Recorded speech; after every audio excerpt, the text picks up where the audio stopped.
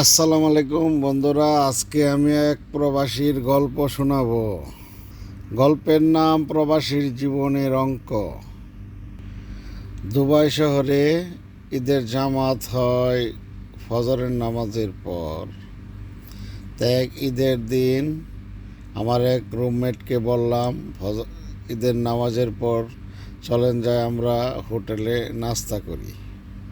তখন উনি বলল, না ভাই, আমি নাস্তা করি না। আমি বললাম, কেন ভাই নাস্তা করবেন না কেন?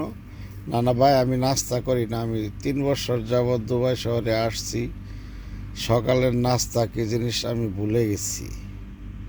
একদিন নাস্তা খেয়ে অভ্যাসটা পরিবর্তন করতে চাই না। তখন আমি জিজ্ঞেস করলাম, কারণ কি, নাস্তা কেন করেন না? তখন উনি বলতে চাইলো না। তারপরে অনেক জোরাজোরির পর উনি বলল, ভাই আমি বেতন পাই 1800 দিরহাম, হিসাবের টাকা। আমার রুম ভাড়া এবং দুবেলা খাওয়া খরচ চলে যায় 650 দিরহাম। আমার বাড়িতে দিতে হয় 500 দিরহাম। আমার কিস্তি আছে 500 দিরহাম। তা আমার যে টাকা থাকে, এখন যদি আমি সকালে নাস্তা খাই, তাহলে তো বাড়িতে টাকা দিতে পারবো না।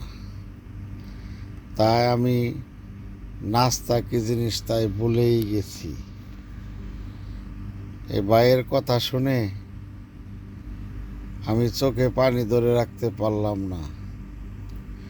এই প্রবাসীরা কত কষ্ট করে খেয়ে না খেয়ে দেশে রেমিটেন্স পাঠায়, তারপরে পরিবার এবং সরকার, ফ্যামিলি, কোনো সাইড থেকেই সাপোর্ট পায় না প্রবাসীরা, যোগ্য সম্মান পায় না প্রবাসীরা।